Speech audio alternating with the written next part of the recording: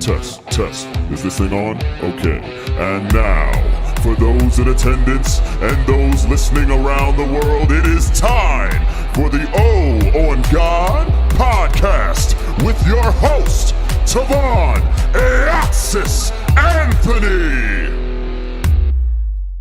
Because goodness gracious me, oh my, it is Friday, baby, and I'm ready to ride. I am your master of waves, love and joys, trouble boy, Aeoxis. What's going on, everybody? It is your brother Tavon Anthony. I am back for another episode of the O on God podcast, and I have a wonderful guest with me, freaking master of ceremonies, an amazing performer, the extreme, the pinnacle of idoldom. I have Alex Pinku in the building. How you doing? thank you. What an intro. I love it.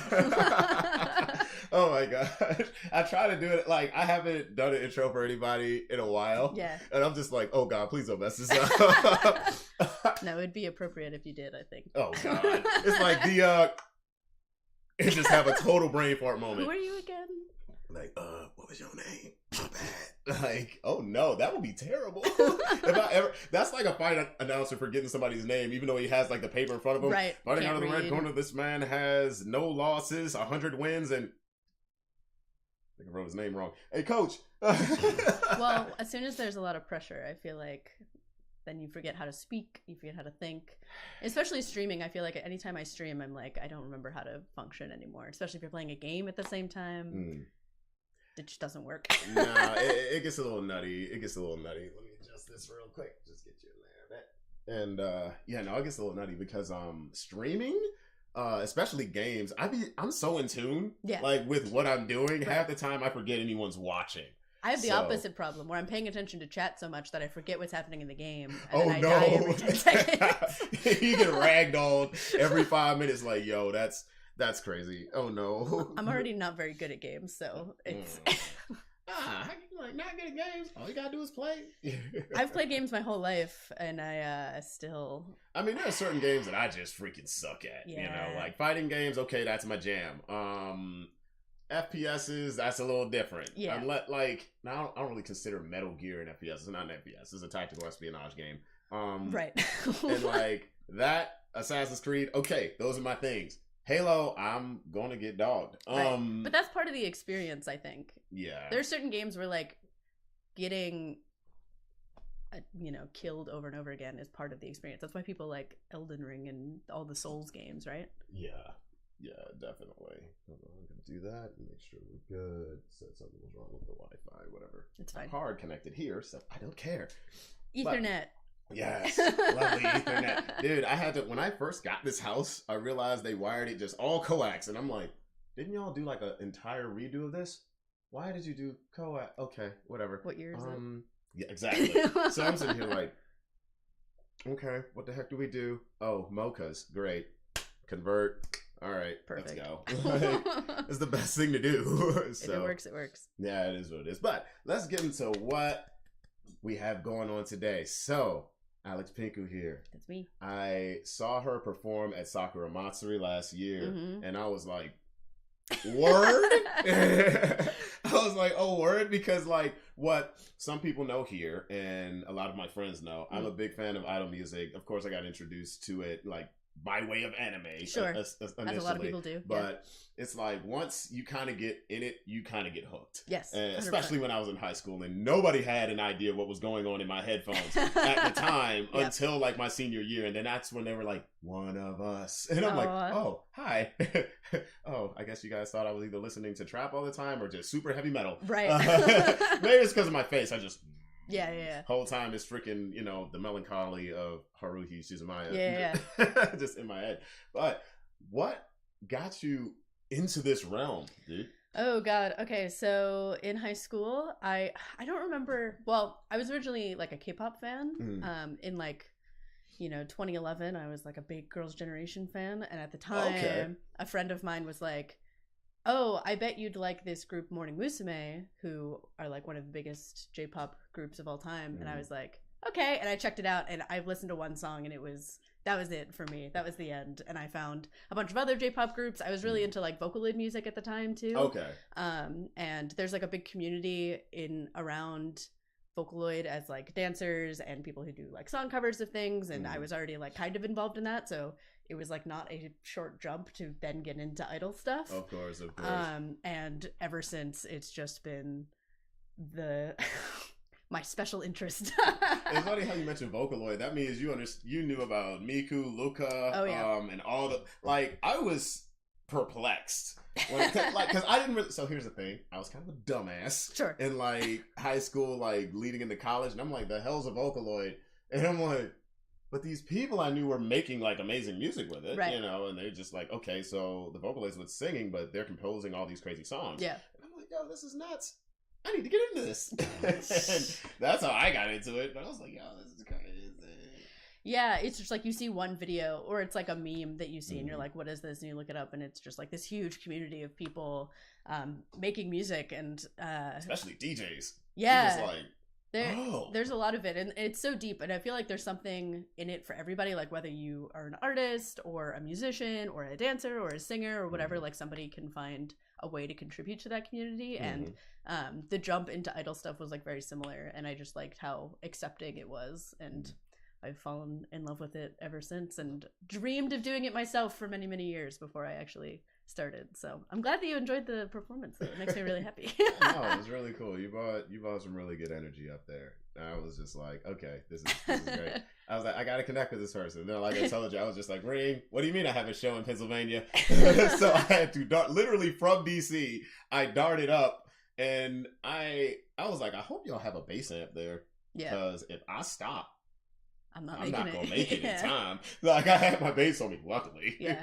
But yeah, man. So I'm just glad we were able to connect. Yeah, absolutely. So it's cool that you're like kind of familiar with it. I feel like a lot of people either have like a sort of preconceived notion about what it is, or they don't really understand it, or they see what it actually is and they're like, oh, I didn't expect this. Like that's very cool. So it's fun to get to talk to people about it. Yeah, no, I mean, and I can understand like when you say like preconceived notions and anytime someone doesn't know what something is, all they go about is like what they heard from the next guy. Yeah, right? exactly. So it's just like, oh, okay, whatever. We'll see what's going on. I remember when I was in high school, like I said, like not many people knew what I listened to, or really what I was about until like my senior year.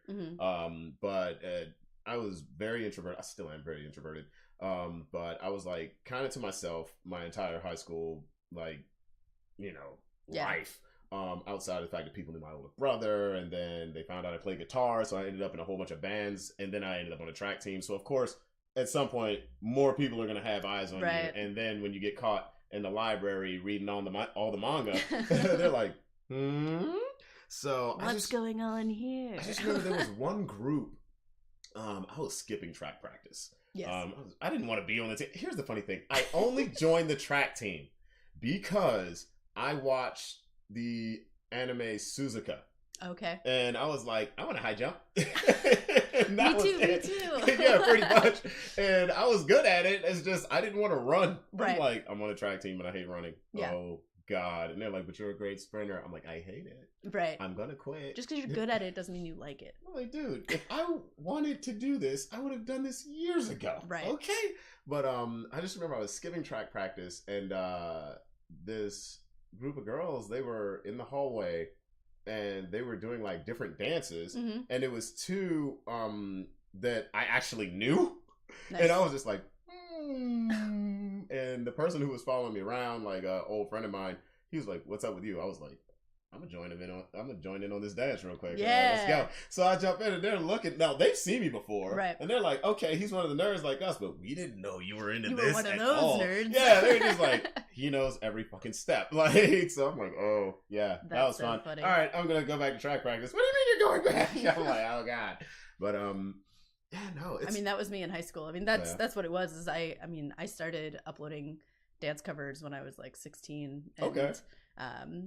Was very familiar with like that scene of people who were learning like anime ending dances or like Vocaloid dances. I actually didn't watch a ton of anime growing up, so I only knew stuff that was like popular for people to do dance covers of. So it's always funny whenever like that crossover happens. But No, understandable. Because even when I was like watching like anime in high school and stuff, I watched what really like my cousins introduced me to.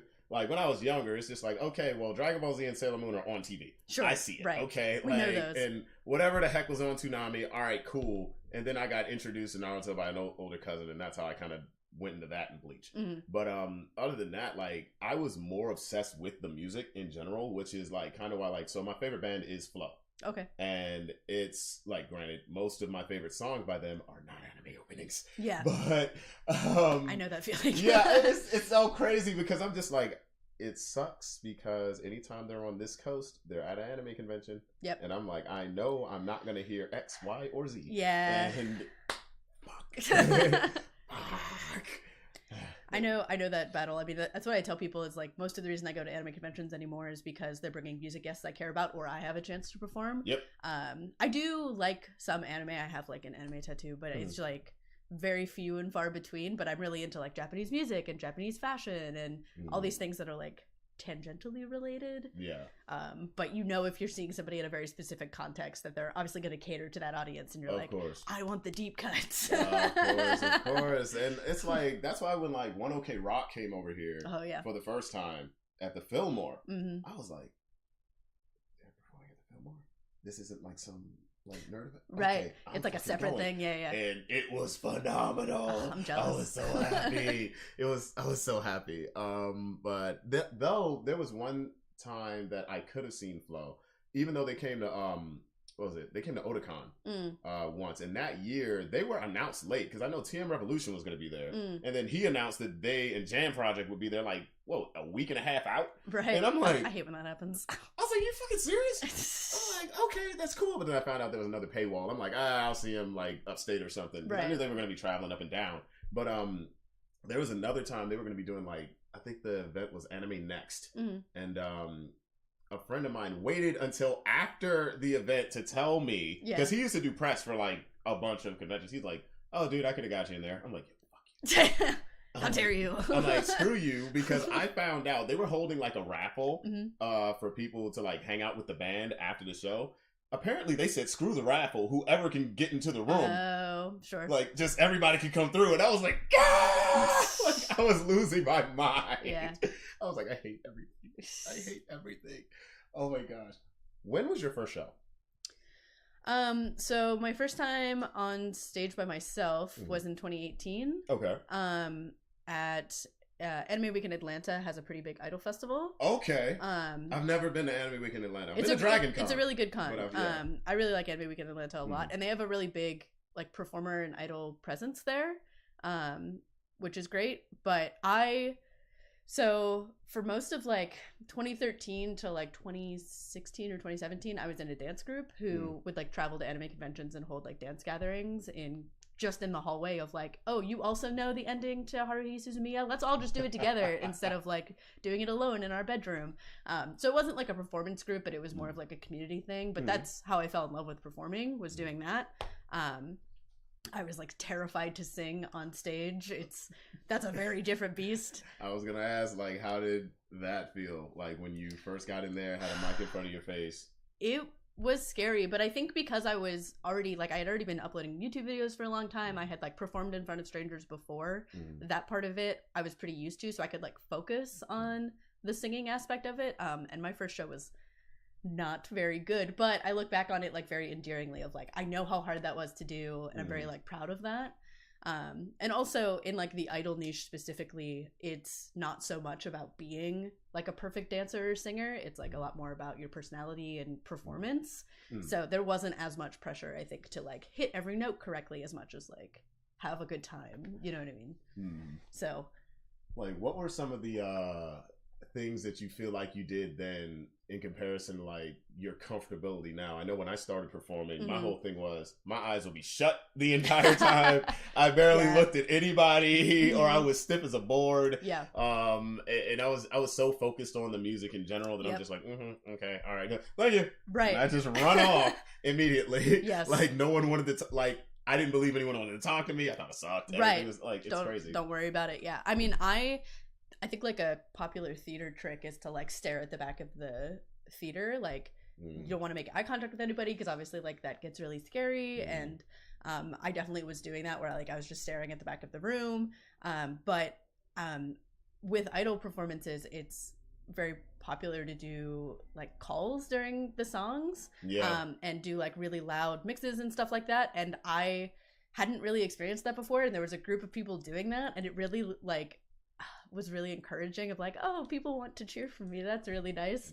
And since then I feel like I'm so much more comfortable like making eye contact with specific people, and that's how you really create like a memorable experience for those people anyway. So it's like, and it's good for me too. I'm like, oh look, this is fun. Listen, understandable. Like idol performing is almost like that bridge, and I'm not saying it's like comical. That's not what I'm saying. Right. I'm saying it's like comedy where you need the crowd. Yeah, 100%. You need the crowd.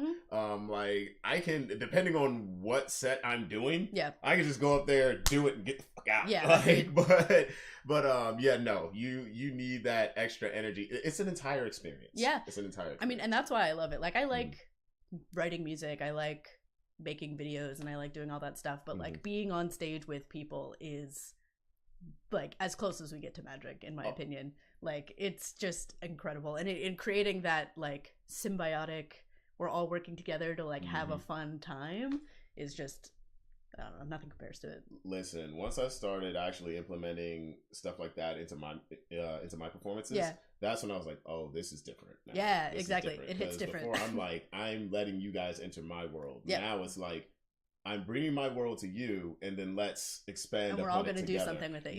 Exactly. Let's have a good old time. And I'm like, wow, this is great. Yep. And then at the end of it, I'm just like, oh, I'm happy. Yeah, I feel like I used to panic a lot more at the end of shows. Like after my first time on stage, I like got off stage and just like started crying because I was just like so emotional. But also I was like, I did a really bad job. And like all the other performers were like, no, you were so good. It's fine. And now like I don't have that immediate panic anymore, which is really nice. Like regardless of if I feel like it was good or not, I'm like, every show doesn't have to be the best show you've ever done. You know, like every time you're learning something from it, but I don't know, as long as you had a good time, I feel like that's what matters the most. No, it definitely does. It definitely does. I used to be so obsessed over the show in general, and then I started to get to a point where I'm like, well, I've rehearsed this so much, right? Like that's gonna be fine, right? Like it's not like I'm gonna get up there and forget everything. Yeah. Like so, I can't worry about that while I'm there. And I say the first time I actually had an experience where I was in the moment like that, and I was on stage, and I was like, oh shit, I'm here. Yeah. Oh, this is what this is supposed to feel like. It was when I performed at MagFest. Oh, okay. And crap, I started crying like a little baby.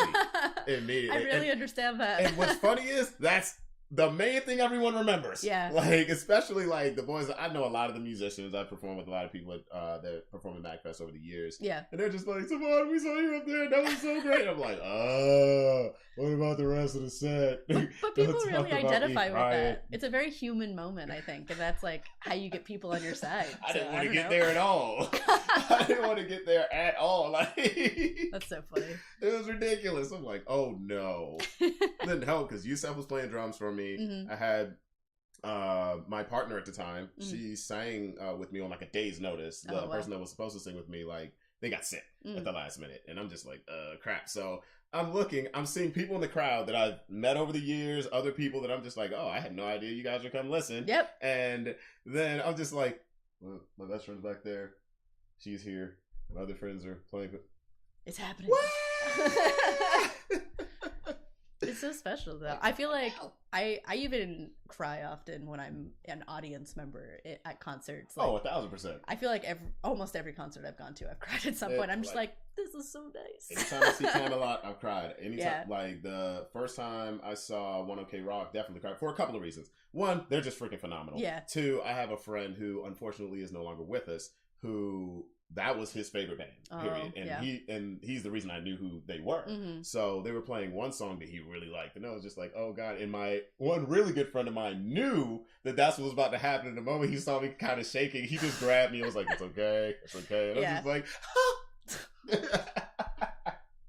I was like, oh god. That's so but funny. No, like a lot of concerts have me like that, whether it is instrumental or anything, especially when especially if you listen to these people before and you're like, I'm really seeing them do this right now. Right. It's like you already have an attachment to it.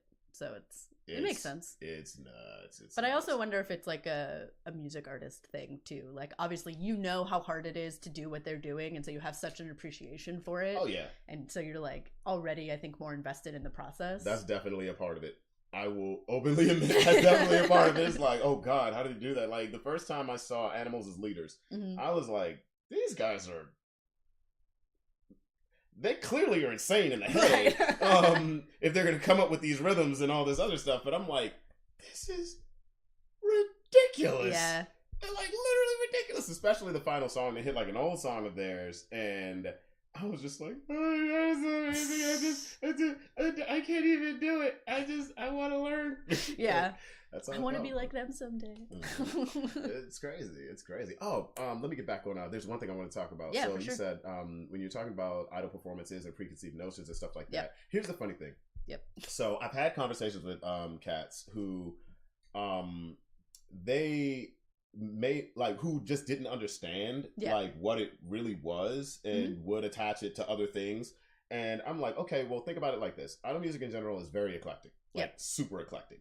And I'm like, there are artists that implement a lot of what's going on there that you might not even think about. And that's why groups like Baby Metal exist. Yeah. Like, okay. No, it's so true. I'm like, all they did was like, not exaggerate. All they did was put the metal up a little bit more. Yeah. But it's still idol music. It is. Like, what are you talking about? I mean, that's like the big thing is that idol doesn't really have. It's not a genre. Like, there's definitely a production it's an entire style world to it. Like, there's like a stereotypical idol sound, I think, but it isn't encapsulated by one single genre. Eclectic. I just remember when I was in college and my really he is one of my best friends as well. Yeah. Los, shout out to you. He's a bass player, and he's really into like very, very heavy metal and jazz, right? Yeah. But he would listen to when I was watching like certain anime, and he would hear these theme songs, and he's like, "What the fuck's the bass player doing?" Yeah. Like, it would be nuts in there. Yeah. He's like, "Yo, these guys are ridiculous, but this shit's happy as fuck." Yeah. Like, it's crazy. So, I mean, I think that's why there's such a big crossover of people who like punk and metal music and people who are really into idol music, because there is, regardless of like if it's the super like saccharine happy stuff, the way the instruments are used, the way it's produced, and just the way that performers go about what they're doing, I think is very similar to those circles. And I think people get surprised by that, but once you see it and once you see the performances, I feel like you're like, oh, okay, that makes sense. It's great. It's freaking great, because I'm like, okay, in order, especially to be a member of the crowd. Yeah. 100%. It's like, you're like guaranteed to have fun unless you just showed up there to be an asshole. Like that, you're guaranteed to have fun. So it's... if you go into it being a hater, then it's like, yo, come on, man. Like, what the fuck? Like, first of all, you paid money to be here. What are you doing? Like, that doesn't make any sense. I think a lot of people, unfortunately, I mean, I think Japan has this problem in general where it's very easy to fall into the like, oh my god, wacky Japan, gimmicky thing. They read like 2 headlines about how a really unfortunate thing happened to somebody in the industry, and they're like, this must be the most awful thing that's ever happened. It's like, hey dude, that's not everybody. It's not everybody. It's not every situation. And it's also like, it's a worldwide music problem. A lot of the stuff that happens in that industry happens everywhere. Or it's like a problem in Japan in general, and so of course it's also going to show up there. But once you actually get involved in it, once you meet other fans, you see how like, not pure in like a, I don't know, weird way, but like wholesome and like just happy like people are to just support something positive, regardless of what the genre is. Like there's screamo idols who are like screaming their heads off, and then they're like, thank you so much, I really appreciate you coming, and you're like, yeah, this is great. Everybody's happy, they're freaking hugging at the end, right? It's like, okay, we're just here to have a good time. And it's like you say, it's an entire world. Yeah, there's, you know, it's a culture. Yeah, it's a culture. There's different subsects for everybody. Yeah. Like, okay, like, if you want something that might seem a little bit more, at least a little bit, listen to GAT. Yeah. Honestly. Like, honestly. It's like, Guy is the deep voice TM Revolution who decided to be a little more manly. Yeah. Like, if I want to say it like that, generalizing, right? It's Right. like, hey, yo, dude, I remember watching a show of his. A friend of mine had it on DVD. Mhm. I'm like, dude, they started the show. This man comes in on horseback. Literally, so racing. dramatic. I was like, yo, what the heck? Him and the whole band just. Yeah. I'm like, yo, this dude is an apex mammal. I literally, we were trying to learn a dance from a group for an upcoming performance, and we couldn't find a live video, and I was like, oh, maybe this one. And then like suddenly there's like 80 girls on this stage like riding bicycles around, and like, well, now I can't see the dance. And you're like, all right, this is now actually. Hey, yo. Listen. But who else is doing that? Exactly. You know what I mean? It's about taking, it's like you say, it's like magic. Yeah. Magic is the manifestation of your imagination. Right. That's what you're doing on stage. Exactly. It's like, how No wacky rules. can this get? Yeah. Just But doing silly stuff. Yeah. But it works. It does. It does. But it works. Oh my gosh. But I definitely tell people, like, there's an idol group for everybody, really. Like, there's so many different genres, there's so many types of idols. There's like anti-idol, which are all the like cool edgy girls who are like, no, we're doing other stuff now and we swear, and you're like, great. Oh, I was like, fantastic. what was because she joined High and Mighty Color before they ended. It was Halka. She was in the group Halka Lee. Yeah, she joined them, and that's when I knew they were on the way out the door. I'm like, okay, the other singer's gone. What are they about to do? Halka joined. I'm like, I think this is their last tour. And it is not that she was bad. She was doing great. Yeah. I was just like, I don't know if they want to do it anymore. I have a feeling that this is not going to continue. Something's not going to go well. Oh, no. And then that ended. And I'm like, wow. Yeah, unfortunately, a lot of groups are very fleeting. You have to appreciate them while they're around. Yeah. Or, no, oh my gosh. That's another reason why I'm like, I have to see Flo in full effect. Yep. Because people forget, like, dude, their drummer was 40 when I was in high school. Okay? I'm like, that dude is... He's gonna go down at some point. Not in a bad way. You know, I wish him the best always, but just in a human way. Yeah, it's in just a way like, that we all will. He's not gonna keep that up. There ain't no way in hell. No That's way. So funny. Yeah. Well, yeah, man. No, it's a really cool scene. I like being around it, and I also like seeing how it's immersed in like media now. Like where I'm like, oh, this is cool, especially like What funny thing was, I remember it was a live action, what show is it?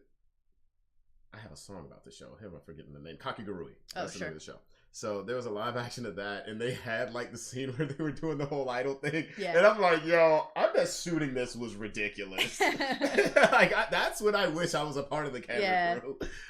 No, it's definitely becoming a lot more mainstream. I actually, I mean, I even idol anime, it's like its own genre at this point. Whereas like when I was watching it back in like 2012, 2013, and even like before that, it was still kind of new. But I was recently scrolling Crunchyroll, and I was like, what do they have in the music genre? And I was like, I haven't heard of like half of these. This is like crazy how big it's gotten now. Which is cool. There's been a big boom in the music, like specific genre of anime. Like when I was, I think maybe 2008, or because that's when I started really playing guitar. Yeah. The only musical anime that I watched where it was like focusing on a band was Beck. Oh, okay. Like that's really the only one. Yeah. And I'm like, okay, this is cool. And of course, you see like K-On! and stuff like that. But I'm like, all right, well, we'll see what's going on here. And then, of course, years later, Given comes out. And I had no idea what Given was. And I'm just like, oh, okay, they got a band going on. And, oh, this is a yaoi. All right. I love when that happens. Exactly. Like, surprise yaoi. Like, yo, dude, I had no clue. I ain't got no problem with it. I'm watching. Well, this is romantic.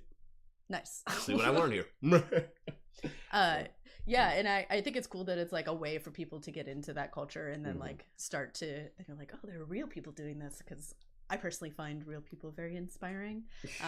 So it's nice to have that gateway for people to get into it. And there's like a growing culture in the US, but really all over the world, of people who want to get into this type of performing or are even just fans. Like the big reason why I wasn't doing it, you know, when I was going to conventions and performing in 2013, is because there wasn't really that same type of community. But now, not too many venues. No, there weren't any venues. Like really open. so many conventions have like specific idol festivals now, which is really cool. Otakon has a dedicated room that has idol content in it the entire weekend now, which is really, really awesome. Oh goodness, it's cool to see conventions like really starting to get it, but it's because the community has grown so much. I think in part to like idol anime becoming really popular, but also just the accessibility of music in general. I mean, again, when I was super into it, like copyright on YouTube was so strict. You couldn't even like watch a lot of stuff. Spotify obviously wasn't really a thing. And so now that all that stuff's way more accessible, there's a lot more people becoming fans of it, which I love. And a lot more people making music in that genre, which is really awesome. Yeah, and I know a few people that have gotten into it the same way that you talked about from the K-pop route. Yeah. Right? So, like, that was something I was obsessed over in college, too. Yeah. Like, watching K-pop bands. It was different then, though. Yeah, I know. It's not the same. Yeah, it's a little different because it's like when you got, and I'm not throwing shade to anybody, but especially when BTS came over, right? Right. And everyone's like, oh, I'm like, dude, like, I respect the hell out of what they do. I do. But it's not for me, I don't think. But I appreciate them, but I'm like, if y'all knew that BAP existed. It paved the way. Those guys were bonkers. Yeah. Like them, like, I'm like, okay, I was listening to BAP. I think actually one of the first groups that I was into was Big Bang, Super Junior. Yep. Who else? Oh no, there were a few female groups I was into. I was at Katsucon and they had like a K-pop random dance play panel happening, and I was sitting in on it, and I did not know a single song because they were all like recent stuff, and I was like, somebody's got to play Shiny. Like, what's going on? Oh my gosh! Oh, hey, shout out to my friend J Diggs. Shiny's back. That's the era that I know. Yeah. Dude, Shiny was some top tier shit. Yeah. But it's a gateway for sure. But now I feel like those cultures, a lot of people who might not know, like K-pop and J-pop music cultures are so different. And a lot of people are like, oh, well, it's the same thing. No, it's really no. No. And honestly, I find it kind of weird that they get lumped in so much together just because they're both in Asia. And I'm like, this is how I feel about it. This is how I feel about it. When I see it, and this is like a broad spectrum, right? But like, if I go from a general standpoint, I'm explaining to somebody the layman's term. I'm like, okay, in J-pop culture, it's like you took a rock star and you started doing pop music. That's how I'm like, that's the easiest way. With K-pop, you took like 18 Michael Jacksons and put them in one room. That's what happened. Like, they're all so perfect. And if that's what you're going for, and like that's what you like, is you like watching incredibly like highly skilled people at like the top of their craft who've been doing it since they were young. Like that's crazy. It's amazing what they do. I just find perfection kind of boring. I kind of want to watch somebody who's a kind of bad singer. I want to see somebody freestyle. Fun. That's what I want to see. Yeah, you know? They're just like having a good time, and I think especially in like the underground sort of idol scene, there's like a lot of like they're just an average guy who's up there just doing it, and you're like, cool, I can do it too. Like, it's a lot more like personally inspiring for me. Listen, representation matters. It does. It does. If you see someone up there and you're like, okay, well, they had the courage to do this, or just a passion to do this. It's like, I really like this. Why not? Right. Like, that's how I got into breaking out of my shell and performing in nerd spaces. Like, if I didn't go to PAX in 2013, Yusef dragged me there. I was like, I'm a broke right out of college student. He's like, I don't care, we're going to Boston. I'm like, what the fuck? So I get dragged. Exactly. I'm like, dude, I ain't got no money. Right. Like, I literally bought like a bag of chips and stuff. I'm like, I guess I'm surviving off this on the weekend. No, that wasn't gonna happen. Yeah. But I'm like, if I didn't see Mega Ran perform that year, I just wouldn't. It wouldn't have clicked. Yeah. Because I'm like, oh yeah, I mean, I guess people. Oh wait, people do like really perform this stuff. Okay, cool. Yeah. Wow. All right. Yeah. You got me. Let's get it. I got it. Yeah. How do I make this happen for me? Yeah. Exactly. It's very similar. Like, I'm a huge fan of the group Perfume, who are not really idols anymore, but that's how they got their start. And when I saw them live when they came to the US for the first time, I was like, I don't know how. I need to do this in some way, shape, or form. I walked away from that, like, and that was in 2015. It took me a few years, but I was like, I'm making this happen. What are some of your goals with this year as far as performing, or within the next 5? Oh God, I can't think 5 years ahead. Okay. Keep it to a year. Keep it to a year. Keep it to a year. I can think about this year, I think. Okay. I'm definitely, so for me, a big thing is I'm really trying to get people to curate performance spaces outside of conventions. Mm-hmm. A lot of the people that I'm friends with, even in like the DMV area and like this general tri-state area, really want to create like a local community of people who are really into this specific type of performance, and make spaces outside of anime conventions for that to exist. Not only for accessibility, because obviously like conventions are really expensive, but also like you don't have to deal with convention staff and like going through this whole process. And Yeah. I'm very grateful that a lot of staff are very good, but a lot of them also are very not.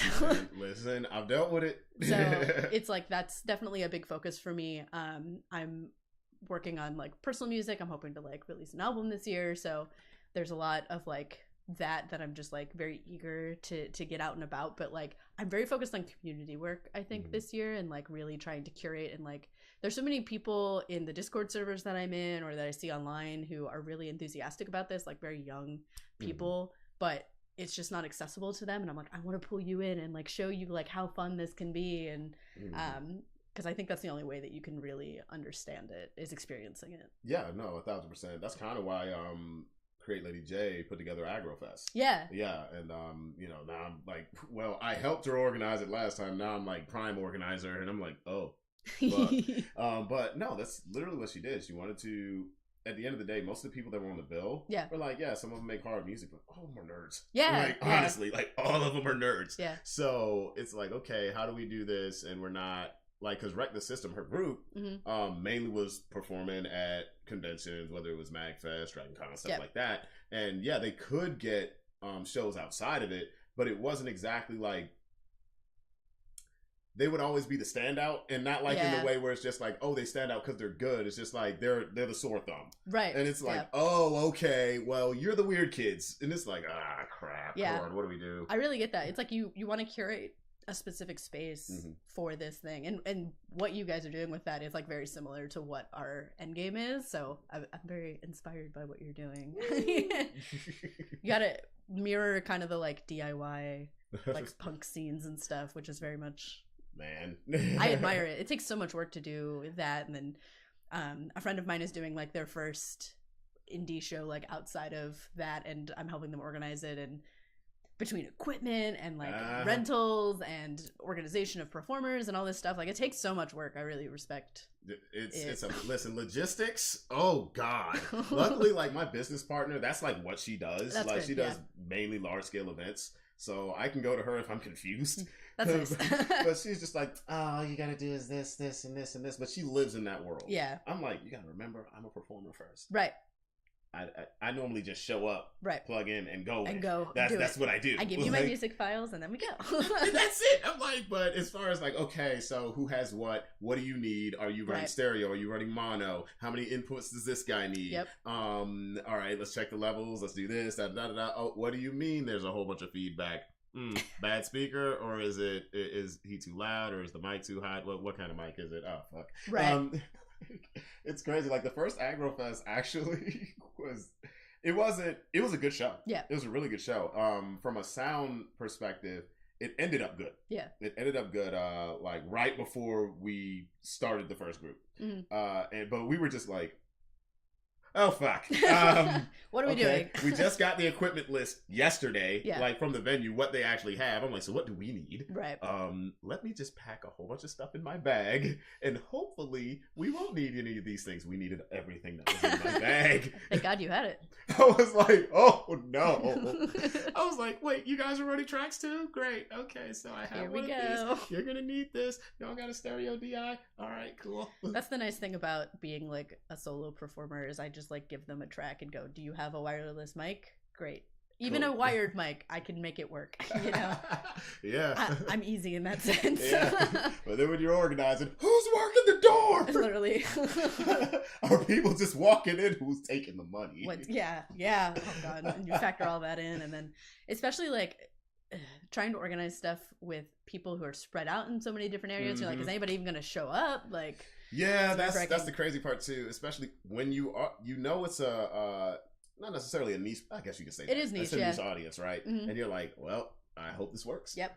Like, I really hope this works. Yep. Like, because you're gonna have the people who you know are gonna show up, Yep. which you consider the hardcores. You're gonna have the people that you hope, and then you're gonna have the casual, Right. which is like, well, the casual are gonna pay the bills, Right, But yeah. how do we get to the? How do we get to casuals? them? Yeah. How do we Yeah, make so- this appealing in some way? Yeah. Oh my gosh, like marketing. Like I used to tell my friends all the time. I'm like, you don't market to your friends, you market to your friends' friends. Yeah. Like, Absolutely. That's what you do. How do you make it appealing that your friends want to be like, oh, you all should come to this thing? Yeah, like Yeah. they got to be able to pitch it like easy. Yeah. Okay, they don't have. They shouldn't have to convince someone. Yeah. It's like, hey, cool party. Oh, all right, let's go. Yeah. So that's a big part of what we're trying to figure out right now is like, realistically, what does that look like? Can we find venues that are willing to have this? Like, what is it going to cost to put up these kinds of events? Yeah, the production and everything, especially from an idol perspective. I'm like, y'all require lights and a lot. Yeah. At least in my mind, It would right? be nice. It would Yeah, be yeah, yeah. nice. Now, Yeah. you can do it. You can do You it. can do Like, it. just bare bone, you can. Yeah. But it's just like, come on. But it's kind of nice to have. Yeah, The it's flashy good to have things, everything. yeah. Like even with Agrofest, we were at the Crown. Yeah. And we're going to be upstairs at the Crown because the first time, which is funniest story in the world, everybody thought we got the upstairs part. Mhm. That's not what Jay got. But she was worried about like, okay, what's the pool going to be for this Yeah. first one, right? She Yeah. just didn't want to bite off more than she could chew, and it was just a miscommunication. But I was like, what? Why you do that? But I was glad kind of that happened just because we were so worried about just getting everything together in the Yeah. first place. So by the time it did happen, it's like, okay, this room looks good. Yeah. We But made if it we work. did have the upstairs, it would not look good. Yeah. But the upstairs, I'm like, I'm glad they have different capabilities like lights and all Yeah. this other stuff. And they technically have 2 stages because when I was there for Glotaku, Mm. the DJs were on one stage, and then since my group was the band of the night, we were on the other stage, Right. which freaking worked. I'm like, okay, we don't have to mess with anybody's Yeah. inputs. We don't have to do Nice. anything Oh stupid. gosh. You okay? Oh no. I lost my headphones. That's all good. Take your time. But yeah, no, we didn't have to worry about anything. Thank God. And then the lights were just moving the way we wanted them to. I'm like, I love this. Yes. Now, the thing is, I'll tell you the truth. MagFest spoiled the dog hell Oh my out of me. God, I really understand that. They spoiled the fuck out of me. I'm Yeah. like, this is great. I feel like a goddamn superstar. Yeah. After that, I'm just like, oh. Yeah, there's an event in Seattle called Northwest Idol Fest, Mhm. and they have like a really killer AV team. Like it's a very small event, Mhm. but they like really care about their audio and the lights, and like they're like, what do you want to do? What colors do you want? Like Mhm. and most conventions don't even. I mean, if they ask, I'm like, I don't know what you have. Like, what do you? How am I supposed to do this? So after that experience, everything else, I'm like, Yeah, it's like I didn't get a whole tech list before this. Right. I'd say the only other venue that made me just go like, "Oh my gosh, you guys are taking care of everything." Right. Was PucciCon back when they still had their Atlantic City Oh, okay. location because I played the final one. oh yeah, And the crew there was. I didn't have to lift a finger. that's nice. Like by the Yeah. time we got there, they're like, "Hey, if you're pulling up, just contact this guy." And I'm like, "Okay." Hey, we're outside. Cool, sending a crew down to get your shit. Da da da da da. I'm like, what? I'm taken care of. Yeah. Like, you need us to park a car? I'm like, The bar is truly in hell, I think. bro, let me tell you, you show up on hope. Yeah. You yeah. show up on hope. Now, I will say, like BlurredCon, they have a nice setup. It's just sometimes, and I'll go on the record and say this. I like the staff as far as who books. But everything else in the in-between is like, what the fuck? Yeah. So the last time I performed at BlurredCon, we got our badges. We didn't talk to anybody but the stage crew. We just Yeah. were like, we don't want to hear nothing. And we went Yeah. over, what do y'all got? What can we do? What do we need? Yeah. This, that, and the other. What do y'all need from us? Yep. And everything was pretty much fine. But I'm like, God dang it. The only thing I wish is like, why are you guys not recording this? Okay, I'm going to have to bring cameras. Yeah, I have to make it. Yeah, every con I've had to bring a camera because even if they say they have a camera, I assume I'm never seeing that footage. Yeah, exactly. Exactly. So if I want footage, I need to get it myself. Exactly. It's like, yeah, you might have a camera, but is this live streamed? What's going on? Where's this going? Yeah. Is this going to somebody's house that I got to worry about if they're looking at me funny? Like, what's going on? I performed in like a dance competition in a con in 2014 or 2015. Mm-hmm. I got that footage back in like 2019. They were like, "Oh, do you want this?" I was like, I guess. Throwback Thursday. Yeah, really. Flashback Friday. Like, what happened? time. Yeah, and I get it. Putting on those events is so difficult. And then some of them don't have a dedicated team. Yeah. Afterwards, who's archiving video It's and never distributing malicious. it. It's just what happens. It's not like, I remember for MagFest one year, actually it was last year's MagFest. A lot of the footage didn't get put out till way later. And I had people ask me about it because they knew I used to be on the media team. Yeah. And I'm like, well, as far as I knew, there was one or two guys that would be given like the role of even dealing with half of that after the event is over. So I'm like, these guys, one of them I knew like lives a life of essentially a hitman where he goes underground until, I'm not saying he is, but he goes underground until the next MagFest. It's like, no one can contact this dude. And I'm just like, bro, I know he lives in DC. Honestly. Yeah. It's so weird because every year I see him, I'm like, where have you been? To get to the point where you don't have to like constantly battle the algorithm, where like you can put one thing out a year and it'll hit, and you're like, wow, goodbye everybody. Nice. Yeah, I'm gonna go to my cabin in the woods now. Well, geez, I wish I could do that. Goodness, man. But yeah, no, I was just like, it happens. It happens. I remember because when I performed at MagFest, I got my footage back relatively quickly. Yeah. But that was because, once again, I used to work in the media department. Yeah. And now, granted, I wasn't working there that year, but the guys, you knew people, yeah, every year, like, I'm there. They all know who I am. They're like, hey, do you want it now or do you want it like later? We're just going to slap the MagFest logo on it, whatever. Yeah. Like, all right. Works for me. So, yeah, just go ahead and hand it over, big dog. That's super cool. Yeah, but no, it's crazy. It's like, okay, who's on these teams? That's what you gotta figure out. Yeah. Like, who is on these teams? Because, oh God. I can tell you how MagFest works. I know who's in the rooms. And it's like, I know how they rarely get any sleep, especially during the event. Right? So afterwards, it's like, they're probably exhausted. They probably don't even want to see another camera for like a couple weeks. So it's like, are they going to be working on this? Don't know. Right. Other kinds, I have no idea. Yeah. But, you know, like you say, I don't think it's malicious. I think it's just, it is what it's what happens. Like, putting on those events is like, there's so much like flying by the seat of your pants stuff happening in general that you're like lucky if the record button even worked, you know? Oh man. Which is totally fair. Yeah, which once again, bring your own cameras. Yeah, bring your own equipment for that stuff. Man. I'm gonna tell you, like, which reminds me, I gotta procure a videographer for AgroFest. I know we have a photographer. Videographer. Ooh. Oh boy. Here comes the fun. Either that or you just set that one big camera up in the back. All right, everybody. Hope. Oh, God. It's still working? All right, bet. Just the little red light blinking, you know. Press the button and press it again every so often. And we are back. Yes. Yeah, I feel like you have to have like an entire team. Like the event that I'm doing in a few weeks, like one person's handling all the live streaming stuff. One person's handling like, you know, taking people at the door. One person's handling like mixing all the audio files. One person's handling organizing the posting online. And it's like all those people are also performers. Like we're all just trying to like make it work. But that's what you have to do is like really curate everybody's skills and bring it together to make magic happen. No, listen, what are you good at? What are you good right. at? What are you good at? What are the other skills that you have? Let's do these things. Yeah. Let's all make it happen. Like, hey, and it's the truth. Like, Jay can promote her ass off. She can promote her ass off. She can get people together. That's cool. I'm like, I'll handle the other stuff. Yeah. Like, I know all the tech stuff. I can deal with venues. That's how you know it's a good, like, business partnership. Yeah. You balance each other well. It works out. It's just like, she wants me to perform this year. I'm like, I want to just worry about the events. That's good. But we'll see. We will see. Because last year I was so like, are we good? Is everything okay? It's like hard to focus on enjoying the performance. Oh yeah. No, I was like, everything okay? And then my drummer Tay, he was just like, we all good, T? Getting high as a kite. And I'm just like, all right, bro. I guess we're gonna do this, huh? Yeah. But no, everything worked out. That's good. So maybe this year. Maybe. I gotta look at the people that applied too. We have a couple of people that I did not think were going to apply. I'm just like, hey, come on in. Nice. First of all, y'all going to bring people. Second of all, I'm going to have a good time. Yeah. And if y'all are playing, I don't have to play. I'm going to get drunk. Yep. Once everything's good, right. I'm going to get run drunk. the event. Exactly. So, no, man. But let's see. What else do I want to bug you with?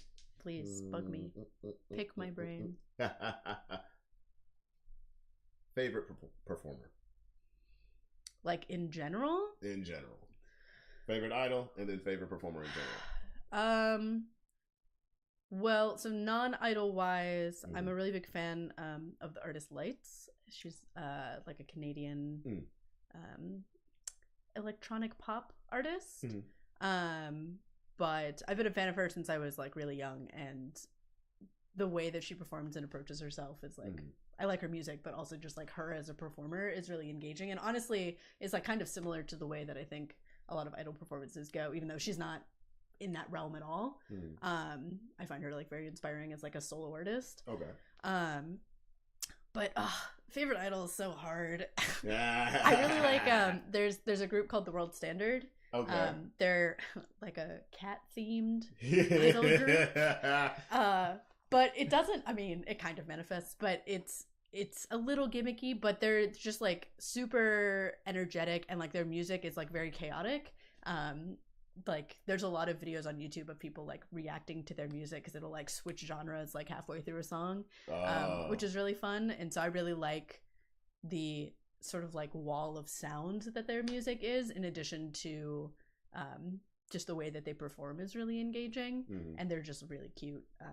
They're like really well known for their like over the top like kawaii fashion in a lot of their performances and stuff.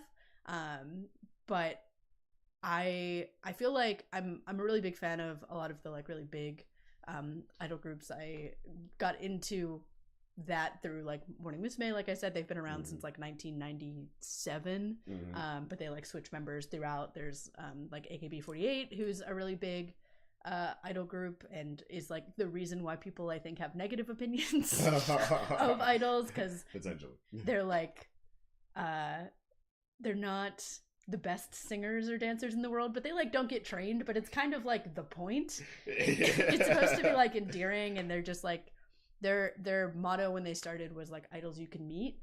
And so they had like a theater where they had daily performances, and they were just supposed to be like normal girls doing stuff, and you're like, oh, that's cool, like it's something to cheer for and watch their growth over time. But I really admire a lot of the performers that have come out of that, especially because their management is kind of known for being bad. So I'm like, you did this and you still came out okay, that's nice. Oh. So there is some of that to it too, but I don't know, I feel like there's a lot of performance that I admire in different ways, which is kind of nice. But those are kind of the big ones. Okay, what is your dream performance scenario? I mean, I really excuse me, I really, like I was saying, want to do a lot of I want to try to do performances outside of conventions. I haven't had like a standalone show that's just me yet, so I would really like to do that at some point. But I don't have any dreams of like being famous or getting really big. Like my joke is always like, I'm not trying to be Taylor Swift, you know, like that's not my end game. I want to be known within my niche and like my community, but I just want to be able to continue having the opportunities to perform, and is really like my goal when it comes to that. And like showing other people that you know, everything you do doesn't have to be perfect. Like there's value in doing things that you love doing regardless of what your skill level is at it. Make bad art. That's how you start to make good art, is you have to make bad art first. So I like showing people that progress of like, I was not good when I started, and you know, I still have a lot to learn, but I've come a long way, and I like bringing people along with that journey. So as long as I continue to grow, I feel like I'm happy in that way. It's good because you're telling a story as you go. Exactly. Yeah. Like, I believe in that so much. And I think that's why like I take a lot of the pressure off myself now, that like every performance has to be good. I think when you start, you're very like, I don't know if I'll get the chance to do this again, so yeah, I want this to be like perfect. But I feel pretty confident at this point that like I'll be able to figure out ways for it to keep going. So as long as I learn something as I go, it's successful to me. And people have a good time. As long as people are like laughing and smiling and whatever, then hey, listen, that's what I was gonna ask you next. What is like the thing you want to leave your crowd with? I feel like that sentiment of like doing what you love is important, even if you're not perfect at it. Because I do a lot of other art forms too. Like I'm a painter and I do a lot of these other things where people are like, oh, I can't even draw a straight line. And it's like, okay, I can't either. And that's okay. You can still enjoy doing it even if you can't draw a stick figure. Which know what artist said, they asked him how long it took him to draw the perfect circle. He said, all of my life. Literally. It was like a Renaissance artist.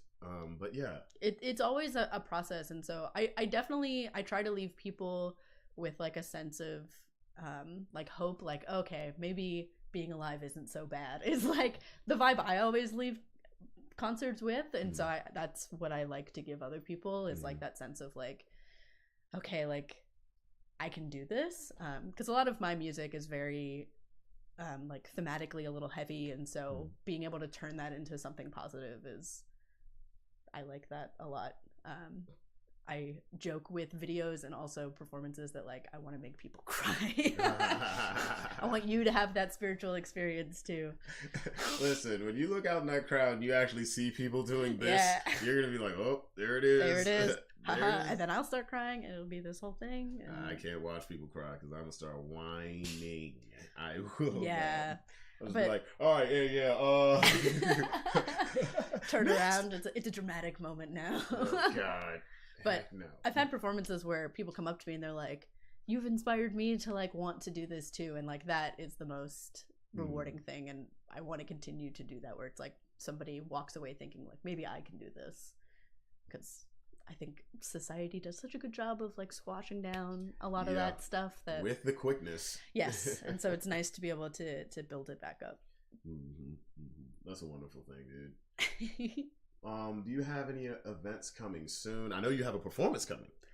I do. So there's an event in Philly. A good friend of mine, Pond Ranger, is also an idol performer who is like very into like mech and tokusatsu stuff, like Power Rangers and whatnot. That's like what their theme is all about. Kamen Rider. Yes. Oh, there we go. A lot of that. There we go. They're very cool. They're having a birthday event at the beginning of March, which I am very excited about. There's a lot of people performing at it, and it's, again, like I said, like their first time doing an out of con performance, and we really want people to come out to it and have a good time. I'm also performing in Pittsburgh at the end of March at ScottyCon, which is an event run by the Carnegie Mellon University. And then I will be at Sakura Matsuri again this year.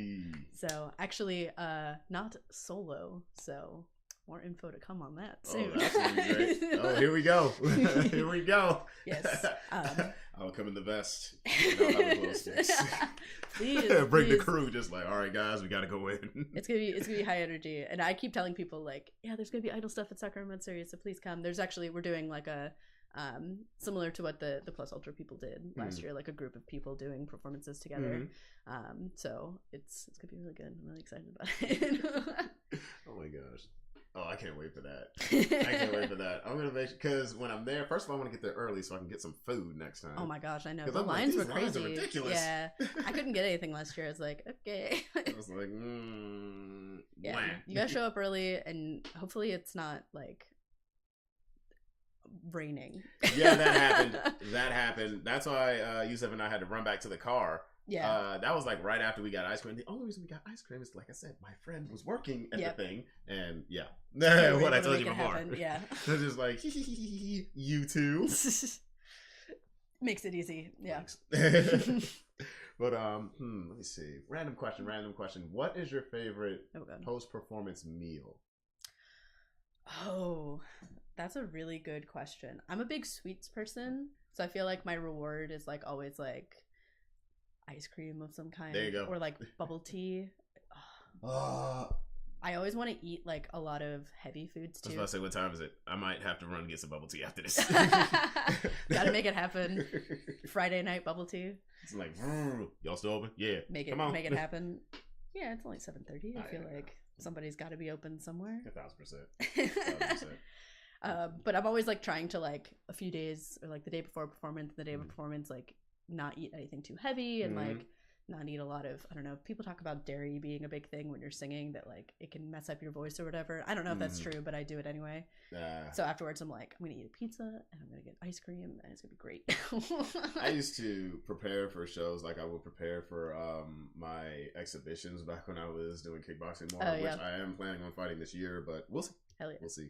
I'm like, I need this. Yes. And I need this. Like, please don't hurt me. Mama. Like, no. Not the moneymaker. Oh God. But yeah, no, like I get that. Like my diet would change drastically, like 2 weeks out of a show.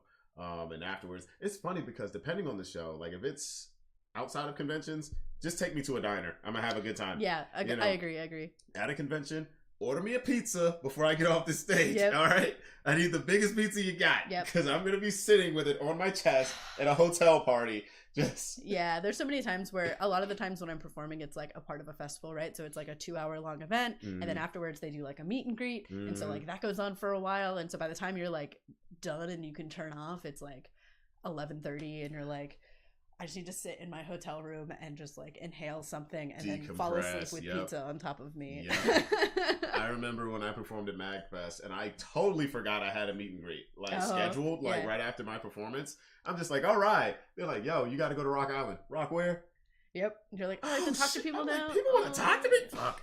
Walks in. Hey. Damn, I thought this was over. How's it going? I think no matter how much you're doing it, like, I'm always surprised that people show up to meet afterwards. I'm like, oh, you wanted to see me? That's nice. They're like, well, yeah, obviously. And I'm like, still. That is something. It doesn't get old. Oh, yeah, no, it's never going to get old. As long as you care about what you're doing. Yeah. Listen, so. Well, that's a big thing. The wrestler Ric Flair said something that I was like, I believe this is not just a wrestling thing. I believe it's a performer thing in general. He said that the day that you lose the butterflies before you walk through the curtain is the day you should hang up your boots. I agree. And I'm like, yeah, because I still get the nerves. Yeah, me too. I still get the nerves. Oh, I'm always so anxious. I'm a very anxious person in general. But there's like the thing that people say that anxiety is just excitement, but like channeled in a different way. So if you just like turn that into that, but you should always be caring about, I say often, take your work seriously, but don't take yourself seriously. Yeah. Like, you should be putting everything that you have into what you're doing. One of my favorite fighters says, don't be careless, just care less. There you go. I'm like, what? Nice. I'm like, hey, that's, I hope you have a longer conversation with your students about this, because they might go out there and get messed up. Yeah, I think you should care a little bit when you're about to get punched in the face, maybe. Just a little bit. Do I want to make my after party after this? Right. My girlfriend wants to get dinner after this. I should probably be alive. Yeah. My mother wants me to make that party tomorrow. I mean, even performances are the same way. I have a friend who does a lot of very aggressive, like, very emotional music, and he is like jumping on the stage, like falling on the stage, like screaming and like punching the stage, and like always walks away with like their knees bleeding and all this stuff. And I'm like, dude, you can't. He's like, it just happens. I get so into it. I'm like, you're gonna die one of these days. I swear to God. You're gonna be injured. Yeah. He does an incredible job, and it's so fun to watch. But I'm always like, hey, listen, some people are willing to bleed for it. They're willing to go, and it's, oh my gosh, like you said, it's a wonder to see. It is. It's a wonder to see. If you can sustain it, hey, go for it. I guess you might as well. Man, actually, the funny thing was the last Aggro Fest, and this is, I'm gonna put it out there because it's just the truth. So. I got a little upset before I was performing because there was some miscommunication. Yep. I was under the impression that somebody had taken some gear of mine. That's not what happened. That's not what happened at all. But because of that, and then because of the mood I was in, and then just the crowd was kind of like warming up to things at the time, like in between sets. So I kind of came up with an attitude, and I used all that throughout the set, of which we all had fun during it. But it happens. Here's the thing, like, so I scream, rap, sing, and play guitar and stuff, right?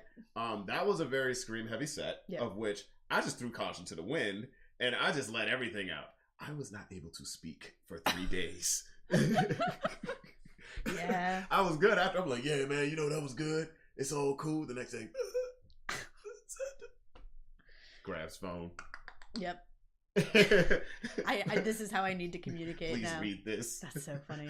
I'm an idiot. I mean, every time I perform, I wake up the next day, like my entire body is just so sore. And it's like, it's because like when I'm rehearsing, I'm always like, oh man, like I need to get my endurance up. Like, cause I'm doing a lot of dancing and singing at the same time, which is very difficult to do. And then when I'm performing, I'm like, the adrenaline just carries you so much more through it, and I'm like, oh yeah, I'm fine. And then the next morning I'm like, I can't move, my back hurts. I think it's just aging, but also that happens because the last couple shows, and I don't do it anymore, but the last couple shows that I've done like backflips and stuff at, oh my god, the next day I immediately feel it. Like even at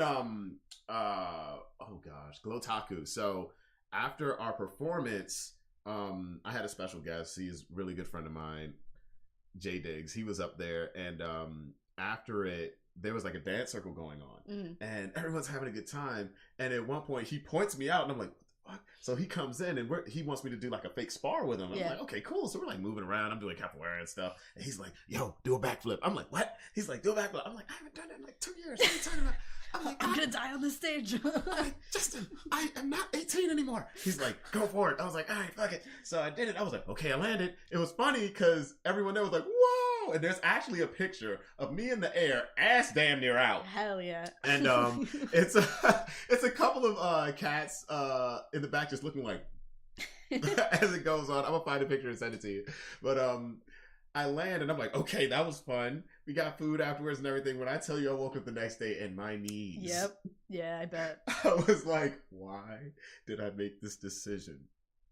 I don't like myself right now. No, it's never. It's never fun. It's not fun. I'm like, this is so stupid. The aftermath is not fun. And like cons, especially if you're doing it at a con, right? Like cons are already exhausting. You already wake up on Sunday like wanting to die. Yep. And then if you performed Saturday night, you're like, yep, nope. I need electrolytes. Oh, dude, and like coffee. like this MagFest, the Sunday at MagFest this year, I just had sunglasses on the entire time. I'm dead. All right, guys. Everything's a lot right now. Are you gonna get up? No. But that means it was a really good show and that you did well. Ooh, thank God I didn't perform this year. Last year and the year before, though, oh God. Especially the year before, because that was my main stage deal. Oh, nice. And I was done. Yeah. I was done come Sunday. And then, of course, afterwards, I got super sick. Yeah. I had no sleep. Was not eating right. I mean, diets at cons, I mean, you gotta think about it. On average, right. You are not eating right at all. You are not taking care of yourself. You're barely human at that point, honestly. First of all, you're eating what's in the green room. Right. It's like, all right, what's in here? Oh, a bunch of snacks. Some goldfish, yay! And a mini water bottle. Mini water bottle, if they have the Gatorade. You know, I'll say one thing at PAX, they'll take care of you there. Yeah, they'll take care of you there. Mag nowadays, like they have a pretty decent green. Don't make that your everyday meal. No. But, you gotta eat on top of that. It's just like a nice addition. Go out somewhere in the Gaylord and find some food. The Gaylord pizza in the like weird cafe thing that's on the first floor is like weirdly good. The pizza. They have like, you know, the cafe where like the coffee is, and they have like all that stuff, and they have like some of the hot food. They have these like personal pizzas. Oh. And they are like $15, but they're very good. Oh yeah. Because I remember when they opened up that store section, because that actually used to be a section where they held Jam Space. Yeah, but exactly. It's like now they have that there. They have a steakhouse in there now. Oh. Yeah, I found that out last year, like when my new drummer was coming on. I was like, okay, let's go like out in the city, take some pictures, right. And we're gonna announce you. We walked into the Gaylord, and I'm like, when the heck did they put a steakhouse in here? Also, when did that Silver Diner come to the harbor? Like, yeah, that too. I'm like, this is insane, but okay, cool. So what's happening? I'm gonna have a good time during Mag, which they ran out of food. The steakhouse. Oh. They ran out of food. I was like, wow. Let me just get an old fashioned. I'll drink my sorrows away. There you go. Perfect. If it works, it works. Yeah. No, it does. That is the MagFest vibe. Oh, MagFest is a drinking con, number one. Yeah.